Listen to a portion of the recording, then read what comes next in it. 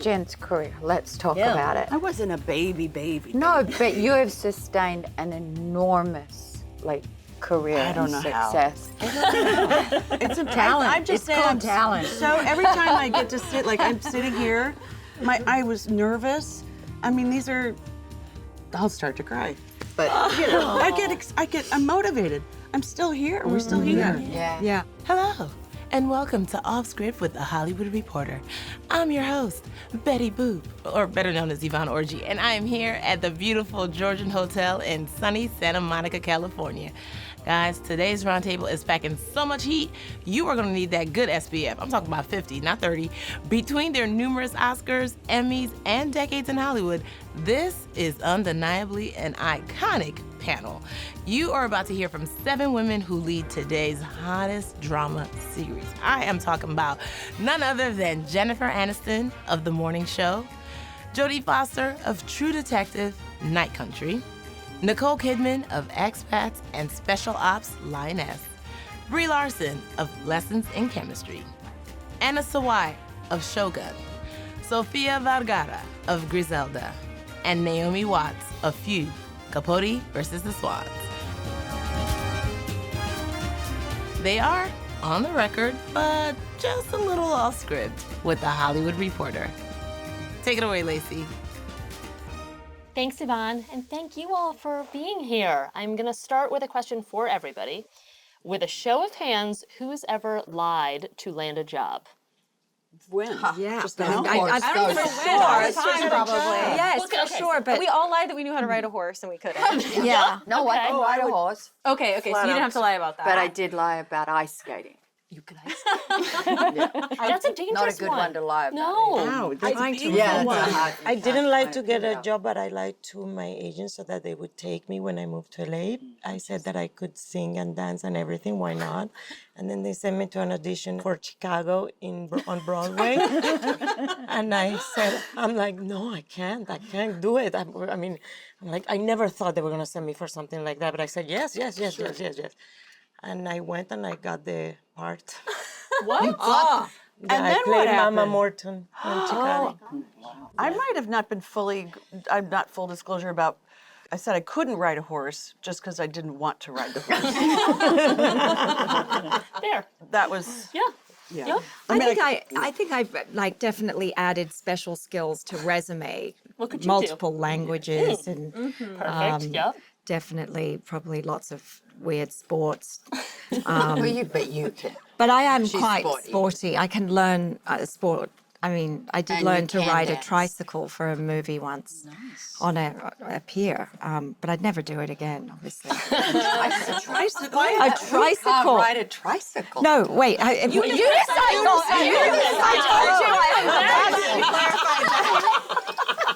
Oh my God! We're starting with We're all like special skills. Jodie, I'm going to start with you. You have reached out to a lot of young actresses, I keep hearing. What prompts the outreach, and what do you typically say? Oh, it kind of depends, right? Sometimes you'll really, it's such a difficult process, and especially now, I don't even know how a young actor can come up with all the social media and all that. So, yeah, I guess I fancy myself as some kind of mother figure where I if I see somebody drunk and on their face, for example, at an event, I might be like, so what's going on? You really will. You'll call and... Yeah, I feel for them. You know, I really am grateful for my mom when I was young, getting me through all of that. And somehow I managed to have a series of rules that allowed me to survive, I think. What are the things you all sort of wish somebody had called and told you, whether it's sort of right now in your career or at the beginning of your careers? Just allow yourself to be you and not compare yourself to other people the whole time. I remember I lived very much under the radar for about 10 years and was auditioning, and you only get the scenes, and so you're trying to imagine who this character is, and like, oh, they need a funny person. I'll be funny. I'll be intense. I'll be sexy. But it's like, just bring some of you into the room. And that's what they're looking for. And so I was always doing that and then finding myself, in a waiting room with 10, 12 people who are sitting there learning, and I'm going, oh God, she looks sexy. I should be sexier. I wore the wrong outfit, or she looks intelligent. Oh, let me put some glasses on. Or, you're always trying to sort of fabricate this person that's so removed from you. Yeah. So I think you can say no was important for me for whatever reason. I didn't know that when I was young, that I could say no. Yeah. And maybe I think this new generation, that's what's good about this new generation, is they're very comfortable with saying no. They're very good at like setting boundaries and going like, I don't like that and I want to do this. And I didn't know that was possible when I was young. And need the support from us, or you need the support when you do say no from the others to go, yeah, that's fine. Let's what do we do here? And that's the great thing when you're in a position of producing power, or something where you go, well, no, we need to listen to this, we need to honor it, and we need to change the way we're doing something. And that is an incredible position to be able to operate from. Yeah, because there's always a solution to the no. Yes. It's just that they would You can rather not adjust. have hear the no. Well, yeah. Obviously. You had the confidence, the gumption to say, even, you're 13, 14 years old, to say, well, wait a second, this doesn't feel right, this doesn't feel like me. I guess I'm curious sort of where that comes from, but also how it's received. Oh, not well. Not well. Yeah, no. I'm just more comfortable with how uncomfortable it makes people that I'm very clear about what a yes and a no is for me. And I think I've learned that if I can understand what a no is and be able to say it before I'm upset about it, it's a much better conversation. Some people are surprised, I think, by how quick and concise I can be about things, but I think it actually just avoids a lot of drama in the end. Sure. Because the thing I like to remind myself is that no matter what, like, you all can have what you want with me on set, but I have to go home and live with myself. And it's a lot of the time you learn what your no's are from saying yes to it or being in the heat of the moment. And then you go home and you're like, why do I feel bad? Yep. And sometimes they're little sneaky things. Sometimes it's clear. Sometimes you're like, oh yeah, it was those little tiny things that actually added up and made me feel not good. And I have a whole job to do, So I've just become very confident with that part of it, about like that I'm in charge of myself, which I know is like such a small thing, but it's tough. If you haven't been on a set, it's hard to understand, I think, like how quick the pace of everything, and that you feel like there's this pressure and you're going to let people down, and instead you learn that you're letting yourself down, not to let everybody else down, and that just doesn't work. Not to say that I have a perfect track record. Of course there were times where I was like, please, someone love me. That's just like part of it too. That's but human I nature. will say that I'm good with no. No, I've got handled, I think. And your team was very supportive of that. Oh, nice. Yeah, they were. They were. Because I was working in Japan for a while, and they were like, to say yes is the most mature thing that you can do. Always say yes. Don't really tell us what you want. We've been doing this for the longest time, so just trust us. And so it's only been recent years that I've been starting to get used to saying what I want. And it's so refreshing because my team will be like, what do you want to do? And I'm like, me? Like, I'm allowed to say it. So yeah, it's been a slow process, but it was difficult in Japan. I still have trouble with it, I have to no? say. Yeah, I do. Which pieces I of no? still will What fall. aspects of no, and in I what think Before situations? the job or sometimes it's- during the job? No, because it's sometimes blurry for me, because sometimes I can bristle and be like, no. And then when I kind of feel it out and do something, I'm like, oh, this wasn't so bad. So it's kind of trying to find my own inner voice that I'm like, is this me just reacting? Or is it me really needing to protect myself now? Because part of what we do, you dive into things that are deeply uncomfortable. So the idea of like, and I've had to teach myself to not always go, I can't do that. My initial reaction can actually be that, instead of, okay, ease into it, because I sort of need to be coaxed sometimes. So it's finding that, I'm still finding that compass. There's times when you think, oh, I can't do that, I can't do it, and then you need the support of, you actually can. You actually can, because it'll just be more of a fear-based no than a Then a legitimate, like, actual no. this is dangerous, or this is you're gonna feel terrible about this, Yeah. which I've also had. Yes. But there's times when I've gone, gosh, I'm glad I didn't give in to that initial reaction. And which I was, feel like can't. as you get older, I mean, I say yes more easily because I just feel like I want to be open to as many experiences as possible, and yes, go into the discomfort zone as much as I can and grow. And I mean, I think you said it beautifully, the Andy Warhol quote of like, just say yes, make art, and get what you can out of it, fall into it, grow, and let others decide what it is or not, but you just keep going. I think what I'm hearing in all this, because I'm kind of defining it now for myself, is like, it's not like anything that's getting in the way of doing the best work that I possibly can. That's where my yeses and nos come in. If I feel like there's something, whether it's a yes or a no, that's like, ooh, that's going to make me so uncomfortable, I can't focus and do what I need to do. Or like, this is a yes, and like the fear stuff is like the best part, I think. Yeah. Like when you're like, oh, I know I'm supposed to do this and I'm so scared, that's different. But when it's like things that are toggling so that you can actually just do work that feels responsible and safe, that's where those yeses and nos come in for me. Yeah. There's another piece of outreach that I think I've heard you say you do, which is if you read someone's going to play a superhero character, you'll reach out. We need to know what the superhero tips are. What are they? I always do. You're a mentor? Always. Always.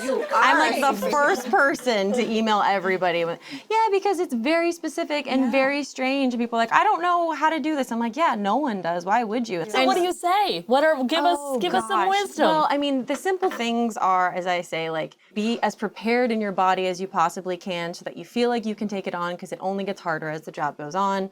Really understand how to be able to go to the bathroom in your suit. Like zippers? Is that what that is? Yeah, I mean, it was like the first Captain Marvel. Yeah, don't drink. Don't do anything to make it harder for yourself the next day. I mean, the first Captain Marvel, it was like a 45-minute thing to get me in and out of that costume to go to the bathroom. Yeah. And it took like someone helping me. So there wasn't even a little like secret trap door? That's why I'm like, get a plan and understand. Yeah, so little zippers. I don't think I understand it when people have to wait for me to go to the bathroom. So I would always have to time it out. I have to be like, okay, we have a long break. That would give me anxiety. Yeah, it's a whole thing. You can't have a sip of water. It's a whole thing. And it can feel, it's a lot of pressure. And I think it's a strange thing, especially when you're a newcomer and you're tasked with being the most powerful blah, blah, blah of blah, blah, blah. And you feel scared. Like, it's so hard to be like the cool, confident one when you're like, do I know what I'm supposed to be doing?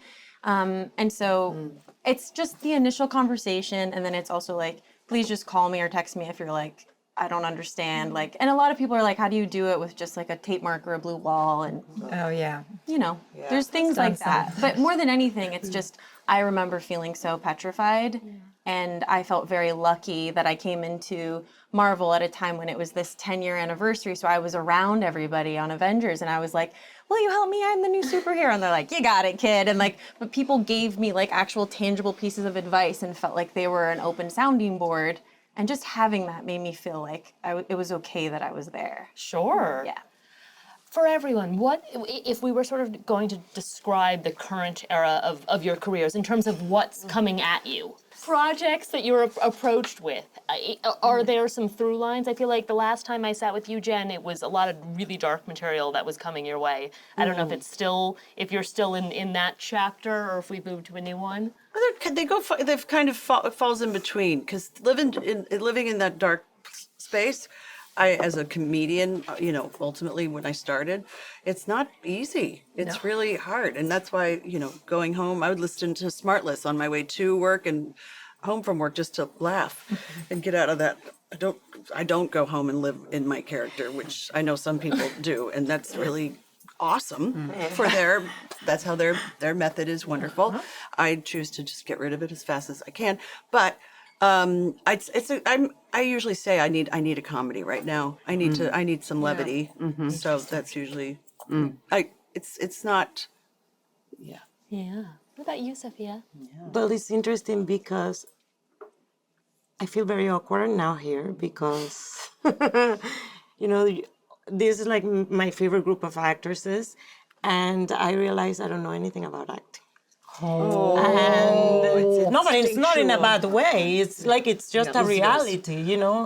And if I have to say no or yes on all those things, maybe because I started so late in my life to want it to be in this career, it's to me, it was more like a lucky thing. Let's see if I can fool everyone, you know? I feel like the worst that could happen if I say no or yes to something is that, you know, it's gonna be bad and whatever. We're not doing a brain surgery to anyone. We're not ruining their lives.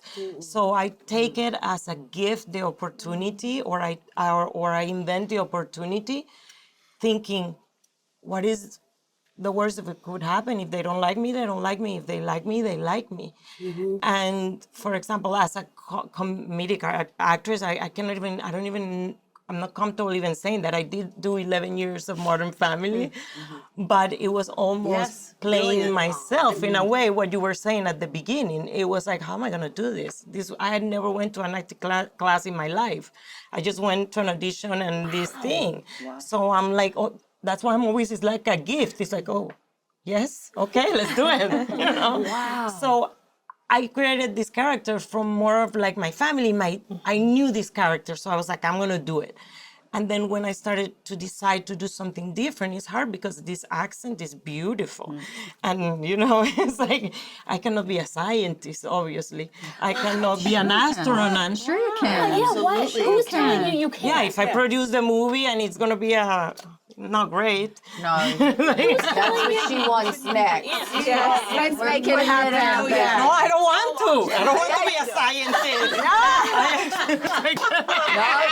I've seen scientists. But that's why, for example, when I decided to do Griselda, I was like, it was never thinking, oh, I want to people not to think that I'm only, you know, Gloria or this thing. No, it was that character. It's like, I know that character. I lived there. I live in Colombia in that era. And I'm like, can I do it? I think I can because I mean, my brother was a drug dealer and unfortunately he got killed at that era. Like I knew that person the same way I knew Gloria. But I've never seen it as a woman. I knew it as a man, many million. I lived there in Colombia. And then I said, maybe I cannot do it. And I said, I'm gonna find out who Jennifer Aniston worked with. I was just gonna say. Because by the way, every time I go to work, even in 2 months when I start the next season of Morning Show, I'm like, I don't know how to do this.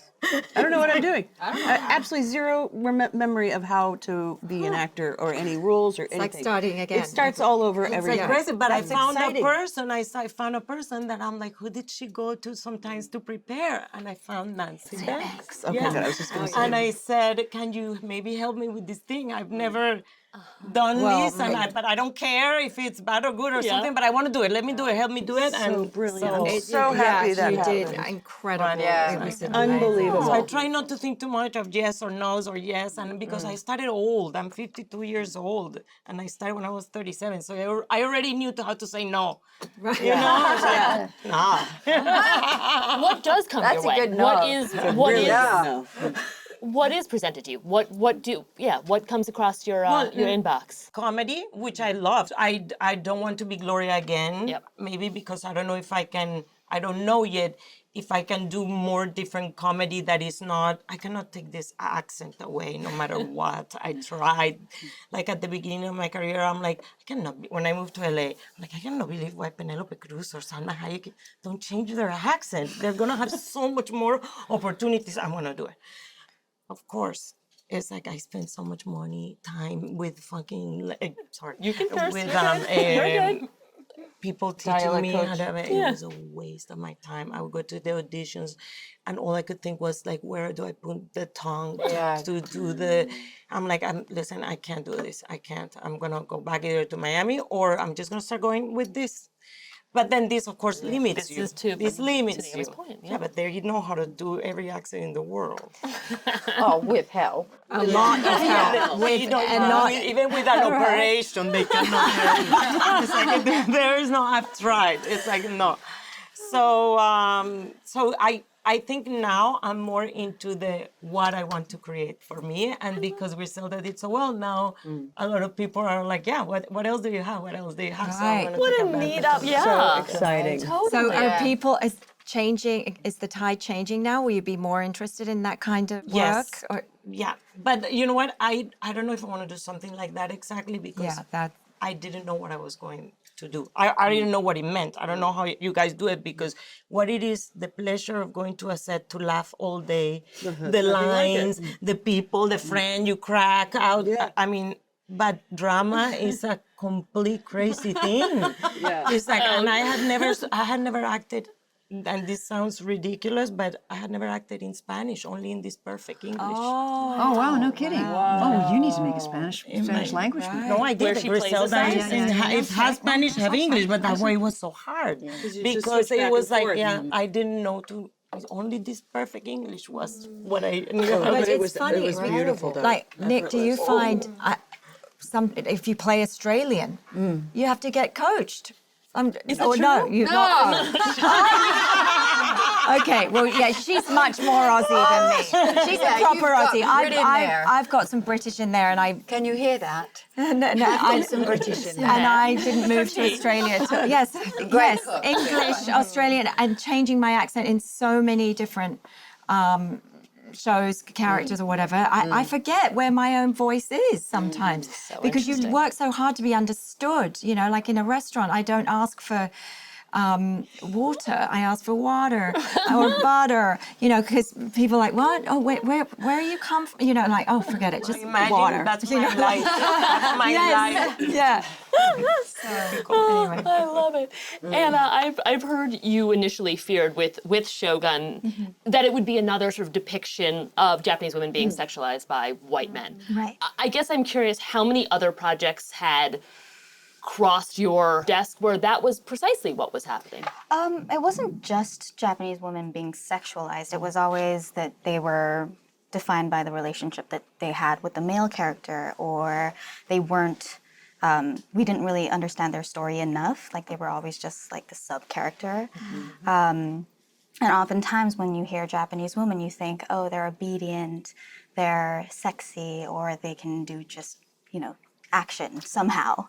And for me, it's like, that's not who we are. We're so much more complex. And even if we do appear obedient, it's because society has made us that way. And there's so much that's bottled inside. And I'd never seen in Western media a complex woman with depth who had their own story, who wasn't just with the male character.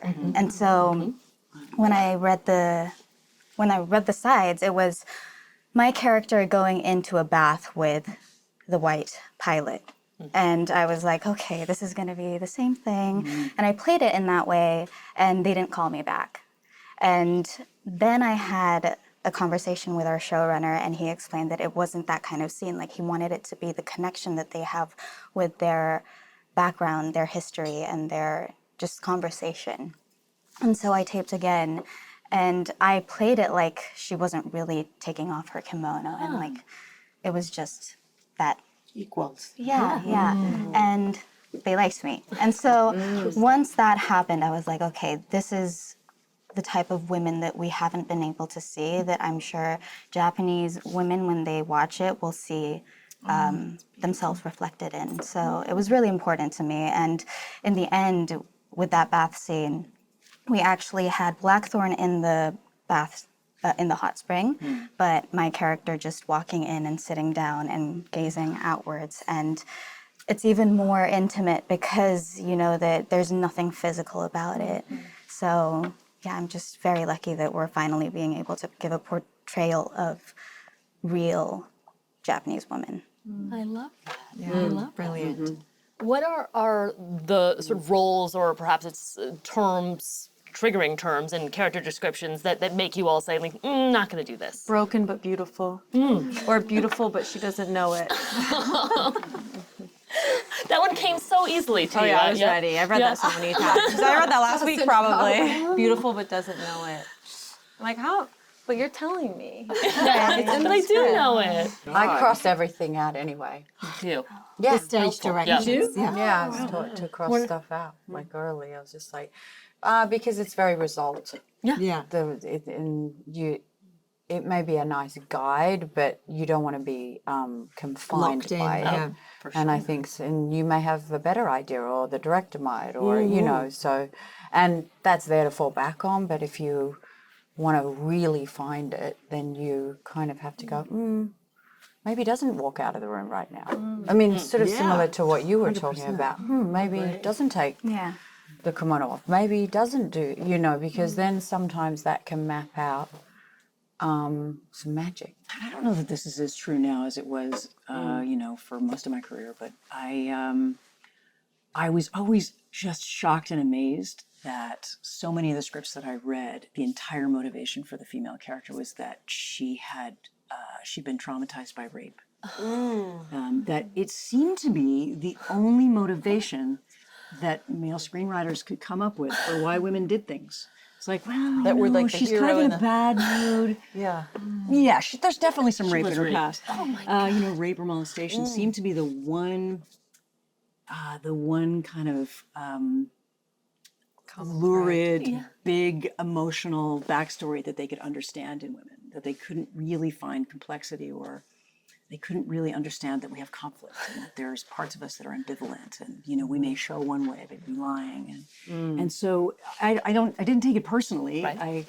I think once I was able to be old enough to be able to say, like, let's look at this differently, I think I did have a responsibility to come in and say, you're not always going to get the most perfectly fleshed out female character, but maybe there's an opportunity for us to work together and create something that way. Yeah. And which is why also I think now we're all working hard to put women at the helm, because that's a really, the viewpoint suddenly becomes very different, and there's a conversation that happens off camera, before camera, about the project, that then you go, oh right, okay, good, so you're going to help create the path for this, which was like when Lulu Wang came on to do Expats, she was like, this is what's going to happen because I know this, and this is how it's going to happen because I know this. And there's something incredibly freeing when there's a woman going, The trust. these are the characters, this is how I'm going to cut, and incredible authority, and then you go, I'm going to step into line with that because you've got my back. Yeah, you feel protected in that. Anne Hathaway said something recently that I found both surprising and quite disturbing. Back in the 2000s, she said, it was considered normal to ask an actor to make out with other actors to test for chemistry. I was told, we have 10 guys coming in today, and you're already cast. Aren't you excited to make out with them? She wasn't excited, of course. So perhaps you are surprised. No, Okay. I've never had that ever said to me. I'm curious if there are other To be variations excited of to make this. out with someone, I think In like maybe a- like a secretly chemi- I've like- been excited. Do you mean like chemistry reads? That's what she's I always referring say to. you know how to But say Yes. I haven't been told like No. you're gonna have to her chemistry. lay out. down and Oh no. Simulate. yes, no, No, Not nor for is an she. audition. never, Yeah, and no, I would yep. never. I've asked. That I You would have? say no. Wait, you that was- have. Just once, yeah. And what It do was you- awkward. A bunch it of was very a awkward. bunch of people that may or may And, not get the job. Yeah, exactly. I didn't get the job, so I clearly did not do a good you- makeout. Yeah. I thought you meant like someone. I see what you're. I thought you meant as the hired actor. No, I were was going being to be- auditioned. Oh, I see. Oh, you were that being was it. auditioned. Yeah, Right. yeah, with Yeah. a very well-known actor, and didn't. I didn't get it, and it was mortifying because we didn't hear a cut, and it just kept going. Yeah, that is. And then he was like, okay, and we both were like, sorry, we didn't hear, and it was just like, it was. I'll tell you later. But I did feel a bit rattled. by Yeah, it. I bet. Yeah. The whole idea of a chemistry reading is in itself an uncomfortable thing, because if you don't have chemistry, that is uncomfortable, and presumably you see these people again. Also, chemistry is like you cannot have chemistry. Yeah, and make on it. screen, it's made. Yes. Honestly, baffling. it is. I So mean, true. that's a fallacy. There's a way you can shoot things. There's a way. I mean, that's. I think just relying on chemistry, that's lazy. Yeah. There's the writing, there's the interaction, and then there's the director stepping in and going, this is actually going to work better, and I think here, and you can literally be directed through. And when create you an look at the atmosphere. films that have great love scenes, they were very directed a lot of the times. When you talk about them, they're like, oh no, it was complete. It was choreographed a lot of times, and people underestimate the power of acting with that. Yeah. So Yeah. Yeah. Also, it's not very. It feels not right because when you're in an audition room, you're already just at a disadvantage because how do you even if you probably maybe might have chemistry with this person if you weren't in an environment. Yes, right. It's like create your chemistry. Ready, go. It's hard enough just to walk into. I mean, for me, I'm a terrible auditioner. Always was. Same. Horrible, and I waitress forever before I could finally get something Right. like Really? a Bob's Big Boy commercial. So it was, but that's always, so then if you're a nervous auditioner to begin with, to then say, now let's have you make out with a complete stranger. Yeah. It's a very uncomfortable, impossible. and it's very unrealistic to expect you're going to get a beautiful chemistry read in that. I think Yeah. that's Auditioning. direct me. I mean, Put some music on, something. some people, I don't know if you guys remember, like, who has done a lot of auditioning or not, but some people are really good at it. But I was a shocking auditioner. Like, literally, I could feel the energy in the room where people were like, hurry this along. And I would even go, yeah, don't worry, I'm out of your way in 1 second. Literally, you don't even have to look me in the eye, just shake my hand. No, it's fine. I'll just get out of here. I was horrible. And that's why I was basically unhireable for 10 years. And it took meeting David Lynch, who's a master of filmmaking. And he just sat and looked at me and talked and said, tell me about yourself. And I fell into it, this conversation. I was like, wait, you want to take time with me? You want to know shit about me and how I was raised and, all of that? And he was sitting there smoking and saying, tell me more, Naomi, tell me. That sounds fascinating. And then I got the job. I didn't even have to audition. He just wanted to talk. It was Incredible. yeah. Sophia, you referenced this idea of what it takes to do a drama. I feel like you've talked about this idea of playing Griselda and you'd come home with her rage. Mad as hell, I think is how you've described it. I'm curious of what that's looked like for whoever has felt that. How did it manifest Well, itself? for me, it was very, very difficult and different. And the first 3 weeks, mainly, I didn't know what was happening to me. Because, I had those 3 things that were weird for me, that I was acting first in Spanish. I had never used prosthetics ever. And it was my first drama. I've only done really Modern Family. So I thought I didn't know what I was walking into. And when I arrived, I realized this is different. This is hard when you have to cry and kill and choke and snort cocaine and drink alcohol. And, I had never even in my life touched a cigarette. Never. And I had to learn at 50 years old to smoke. And you're going to be in every single scene smoking. I was like, huh? It's like, how am I going to make that? How? And so I'll just do whatever. And I let the director help me with everything. But then the first 3 weeks I would go home and I didn't know what was wrong with me. What would it feel like? What would it look like? It was like I couldn't fall asleep, but because I was screaming, I was like mad. I had never cried on anything, cry on Modern Family. No. So then I was crying on a set. Then you go home and I didn't know what was happening to me. So I decided I'm gonna take Xanax to go to sleep because then I had, to wake up the next day to go again, super early. So I said, it's either I start sleeping or I'm gonna die. It's like, so I started taking a little bit of Xanax and then understanding and talking to Nancy. It's like, Nancy, I don't know if I'm gonna survive this. It's like, you're an actress now. But it's so interesting because the way she works is, you're unlocking some stuff that you have been sort of put very wonderfully down into the depths of your body. For me, my whole life, I come from Colombia. I've had a lot of crazy stories. Why I knew I could do Griselda. I had it all, but those were the things that my whole life to keep my sanity. You're tucked away. Yeah. And then here comes this woman and tells me, okay, Bring it out. I was like, Nancy, I'm not gonna be able to cry no matter what. I only laugh. I can only cry when I'm laughing.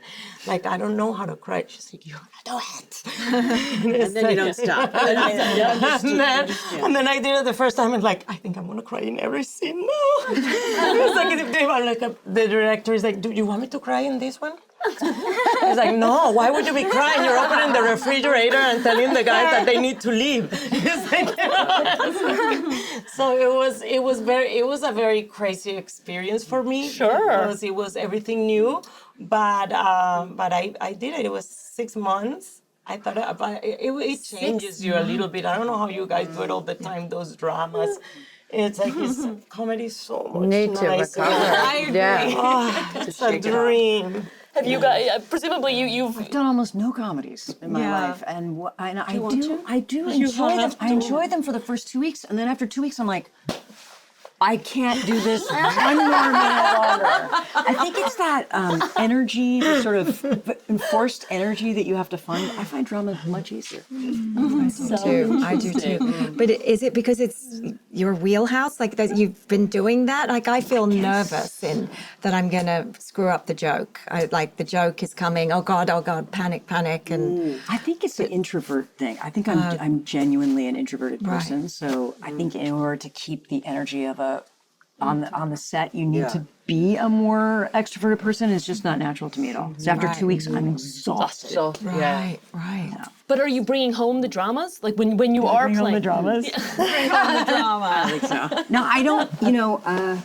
First of all, none of us know what we're doing. I don't know if anyone told you, but none of us know what we're doing. Nobody knows how to act. And that's really the beauty of it, I think, is to have that freshness of doubting yourself, of walking and going, I don't know if I'm going to be able to. That's what performance is. Like they say action and it may come and it may not. And the real meditation is accepting that and being able to relax. So, now at 60, I have to say I feel so blessed at 60 because my role now is to come in and be like, don't worry about it. Been there, done that. Yeah, because that's the only thing you really do have to learn over time is just how to relax and allow. And young people have a hard time with that. Sure. In their 20s. Yeah. Nicole, I remember the last time you did a roundtable, you were talking for Big Little Lies, and you were coming home from a day at work and throwing a rock through a door. Are those still? I mean, and you haven't. You continue to play. You did. You did, and you. Because it was locked and I couldn't get in, so I threw the rock. Yeah. Yeah. And you have not. You've not I've stopped? never done that in my life. I was so, obviously pent up. I broke the whole thing. It cost a fortune to replace. And then I went back the next day and I said to Alexander and Jean-Marc, I threw a rock through the window. And they were like, whoa. Yeah. Watch out. I said, I was kind of pissed off. I'm actually pissed off. Because I think there's a way in which we operate where the show must go on and you just keep going. That's part of you show up and you do it and you do it and you do it and you do it. And a lot of times, they're 6 months, it's 12, 14-hour days, and there really isn't the time to go and I need to take care of myself. It's quick, get home, get to bed to get back there. Yeah. And you keep playing the darkest of No, dark I roles. don't. After Expats, I went and did a comedy because I was like, I kind of went crazy with my own psychology and I went, this is unhealthy. And it's something that I think we need to talk about as actors because protecting your body so you can live to be for as long as you're going to be given on this earth, there is an amount of protection that you need to learn. Because I always thought when it's I very was tough on doing- the psyche. Yeah, it's like how does the body doesn't know that you're going through that? At that moment. doesn't. That feeling, that yeah. horrible thing. It's like how does it not know? It's like putting the body into a stress the whole time. I mean, it's. But the idea of being able to go and get a massage or Yeah. some sort of thing that you go, okay, have a hot bath and just go, it's okay. And so much of probably everyone sitting at this table is like that pat on the back, just someone touching you and going, it's okay. And when you're not getting the Teared scene, up when you just said that. yeah, Gets me but choked up it's when you like just said that. it's so, like the reach out for each other is so important. And then also that thing of what you were saying was just relax, because you can show up no matter what work you've done and be shocking, really bad. And everyone's going, yikes, this is not what we thought. And the scene isn't working. And you have this director looking at you with eyes like, what? But the relaxation and the ability to know it's going to happen, it will happen, is one of the No greatest amount of things. anxiety makes you Yeah, better. no. And that is not the way to go. It's okay, we're going to get there, no matter how stressful, no matter how tough the role is. I'll shut up now. No, I will not say another word. it really is. Brie, in Lessons in Chemistry, you play a character that men inherently distrust and dislike for no reason other than the fact that she is a woman. Is that right? I guess I couldn't help but see the correlation between how. Oh, okay. Is this where you think it's going? I'm scared. Let's keep going. Okay. Couldn't help but see the correlation between what your character experiences and what you, as you sort of navigate the sort of superhero Marvel world, has experienced. Well, I don't know if it's specific to Marvel. I think that's just, I only know my experience, and my experience is being underestimated at times. Yeah. So, Do you draw from that in a character like this? of course. I think the best I've been able to find with characters I play is that they're all me. Yeah. It's just like a mixing board. It's like if you've ever watched, like, I don't know, a musician and they're mixing their music and it's like, oh, that's that lever. And I'm just messing with those. There's things that are living inside of you that I don't know if you would have given a life to without it. And sometimes they're really beautiful, and sometimes they're sad, sometimes they're scary, sometimes they make you stay up at night. But all of those things, I feel like my life is it's so enriched. Yeah, it's been so enriched by it. And I think the hardest part for me has not been committing to the characters, it's getting out of them. Do you have tricks? Like, do you have a... Yeah, I basically haven't done anything as dark as Sense Room, because it took me like a year to get out of it. And I didn't go to school for acting. I don't know how to do this job either. And so I spent 9 months creating that character and living that character, and then I was back at home and I didn't know how to exist in the world anymore. And it was really scary. And so it took me a long time to be able to just do basic things that I used to enjoy in my life.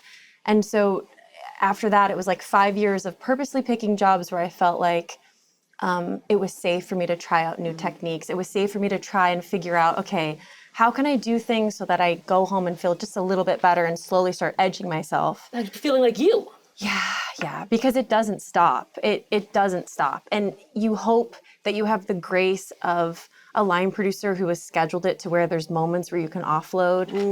Like Lessons in Chemistry, I didn't have that so much, especially with the character that like won't let anybody see her emotions. So I eventually just was like, you have to put a pop-up tent on set, and that's like where I'm gonna go cry. Because sometimes it feels so intense and you have everyone going like, don't cry still, don't cry. And you're like, I can't, whatever you see on camera, which is like, could be a 60-second scene, I've been doing for 3 days, I can't do it anymore. And so you have to find ways to learn how to offload. You have to find what works for you. But to me, that's always been the biggest challenge and what keeps me from drinking. Everyone's got their thing. Yeah, but that's always been the thing I'd say for myself that has kept me from doing like dramatic roles in that way. And I feel like I'm just at the point where I feel like I could do it, where I feel like I have enough. I trust myself with the technique that I have now that I could do it. How do the rest of you, how do you decide sort of what pieces of you, the real you, to share? I'm going to turn to you because I feel like we're in this moment where I hear as much of you talking about your acting career as I do hearing you talk about your sort of struggles with menopause, and you do it with grace and humor. And I think I've heard you say that was something that you were nervous about initially talking about publicly. How do you decide when so much of you want to keep private, you want to keep guarded, that you decide this is going to be the thing I share? And I think a lot of you have done this in different ways. Yeah, I mean, I started late also, by Hollywood standards, I would say. I didn't try to start late. It just wasn't hired for a long time. But I started getting work in my Mulholland Drive was 29, and then it sat on a shelf, and then it was like 31 when I finally launched. So, and I was told also, it's going to be over by 40. So work. And then, unfortunately for me, when I was at the precipice of wanting to start a family, I was 36. I was told I was close to menopause. And so I went into this frantic panic, a lot of shame and fear. And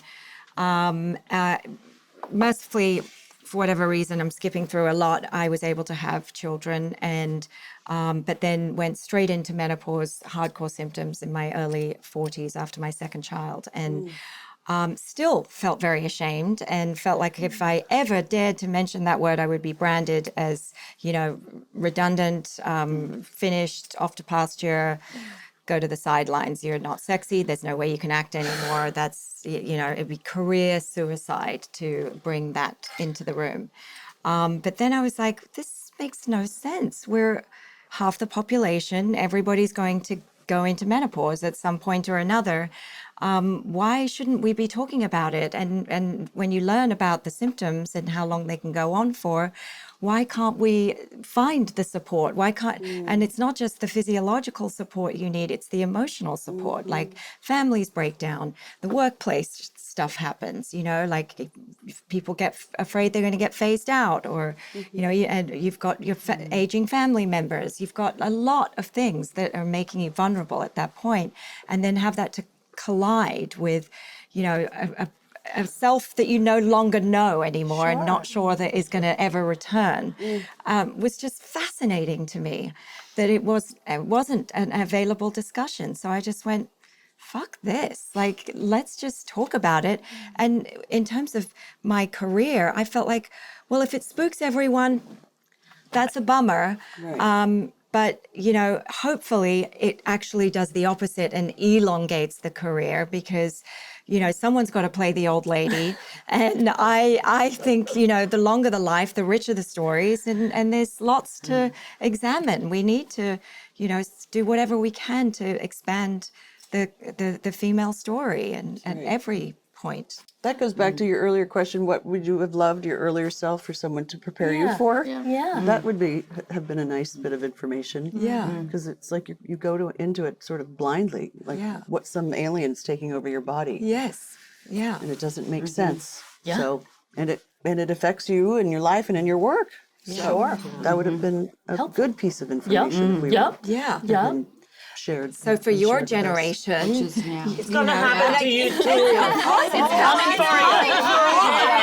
and we don't have to play just the cranky old scary ladies anymore. We can, You like those all the roles? cranky, scary I don't ladies. You're welcome. Send those your way. I'll play them too, but like we can also do other things, without that sort of ridiculous. But it is, you just sort of decide what it is you're going to let people in on. And in your case, there was something for all to gain from that. But whether it is, challenges with fertility, whether it is, why you got a divorce.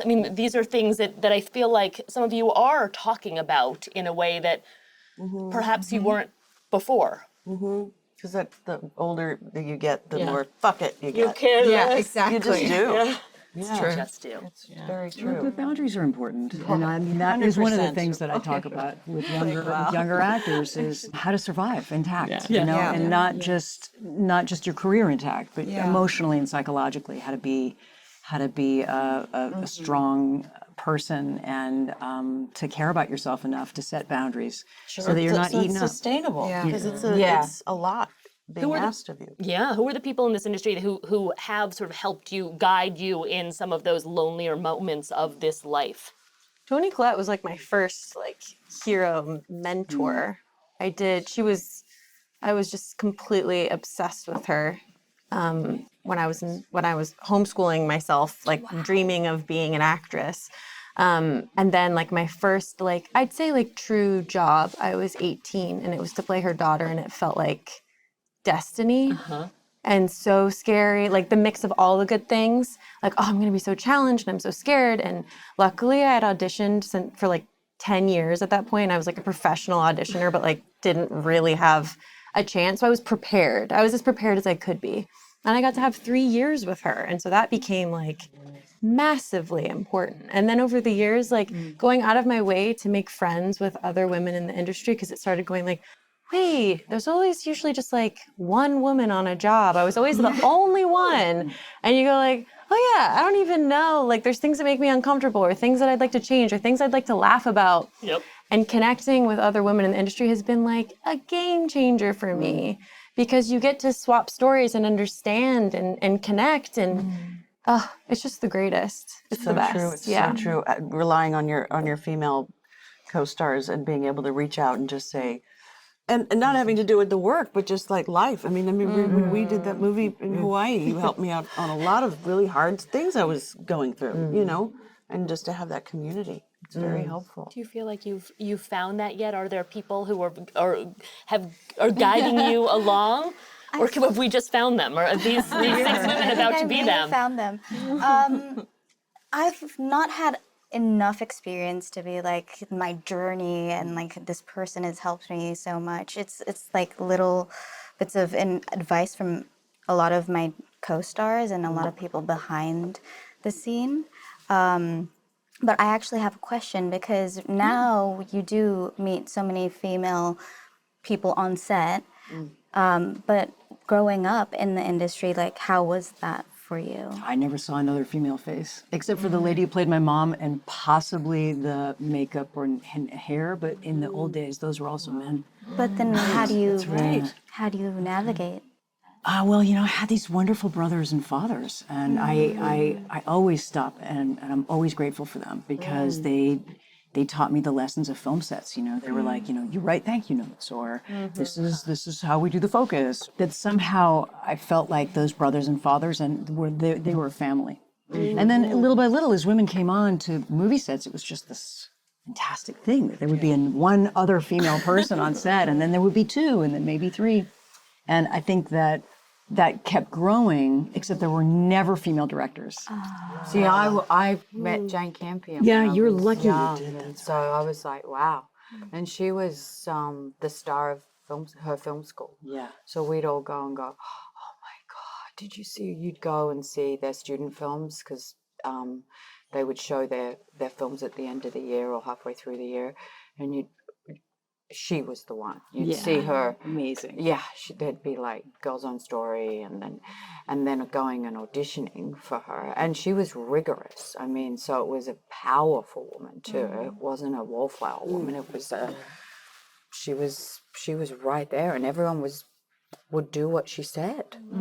So it was a great role model. And there is this sort of misconception that somehow female actresses are like, they're at each other, they don't like each other, or whatever. I mean, even this year of going to the various events and things, it always just feels so nice, because the women really feel like they want each other to succeed. I've never had one moment where I ever felt that there was a woman who didn't want me to succeed. And we all interface with each other. So, Nicole, I took over from a movie that you had to leave. Yeah, thank you. I was in a really bad way. And I was like, I'm having a breakdown. We are all... And Jodie took over. Thank the Lord.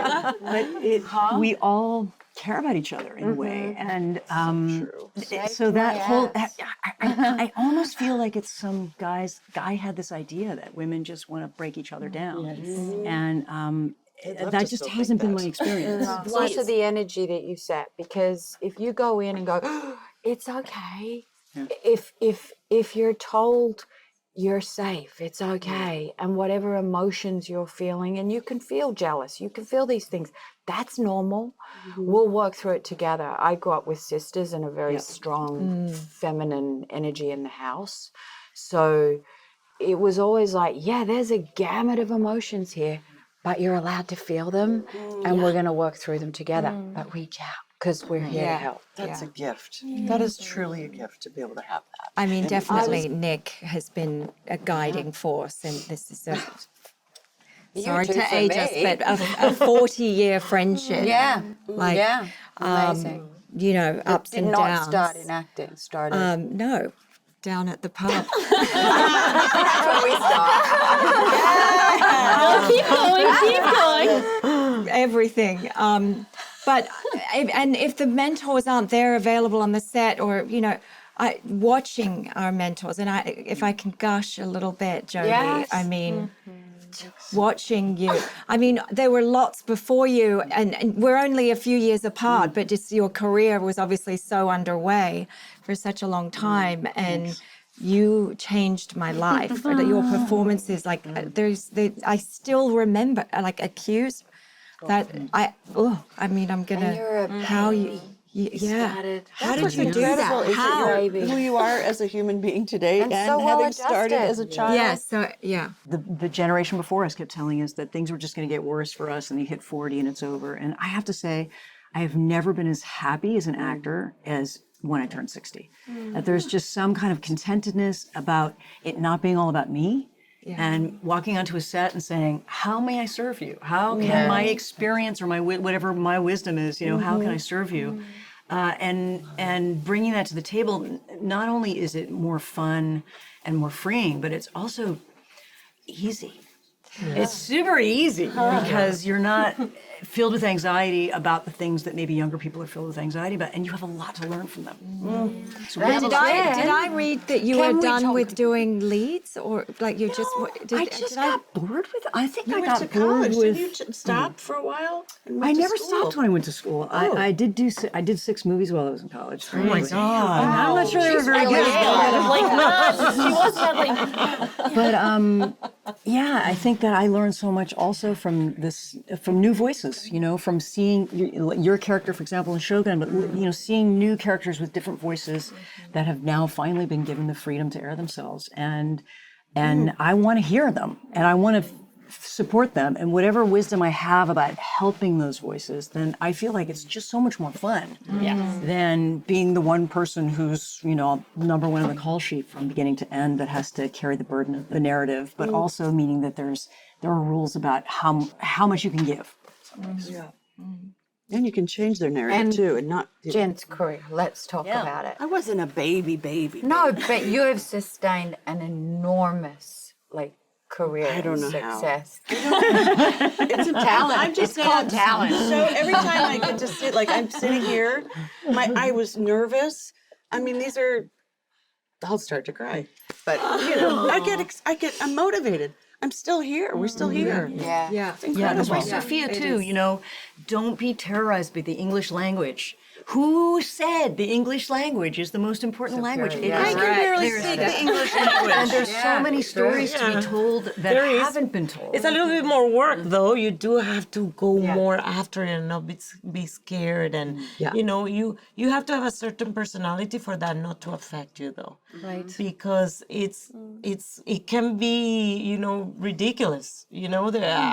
Well, you have to make it your superpower. Yeah, I made it my superpower. I'm like, I sound like an idiot. I don't care. I'm going to play an idiot. It's fine. This is going to sound silly, but I promise you it is actually going to be revealing about sort of who you are. Oh, God. What is the most used emoji on your phone? I can go first. Mine is an eye roll. Heart. What color heart? Red. Yeah, the red love. Yeah, and not the little one, the big one that's from the playing. I'm the same. Yeah, I like it. It's more graphic. Not shiny. Yeah. Yeah. I don't even know what that is. That's it. I'll show you. What about the rest of you? What do you do? I have You do the kiss one. See, this is revealing. kiss with a heart. I do. I love the bozo. What's the bozo? The bozo is just like this crazy clown, but Oh, the bozo, the clown. I don't really know what it means, but I put it on things anyway. I don't really know what I like the one where the eyes are crazy just eyes. like Yeah, going the like rolling that. eyes. There's Oh, just, yeah. it's That's good. yours? Not the eye roll back. It's just so like I don't know what the fuck is happening right now. Or I forgot, and the other one, the eek one. Oh, yep. Yep. I like Hard the to one choose with the just bad one. words. the bad words. Oh, yep. That has that thing with the See, bad this is words. Every time revealing. there's What is that one? you have Oh, a yeah. face With with like With the cross face. it tells everything you want Crying to and say. laughing. Right, like the sideways guy? Yeah. Yep. Upside down. See, should we cheers and thank you all for being here. I wish it could go on much longer. Seems to go so quickly. I know, but You have to look in everybody's eyes. There's 7 years of bad sex. Oh my God. Oh my Crazy people.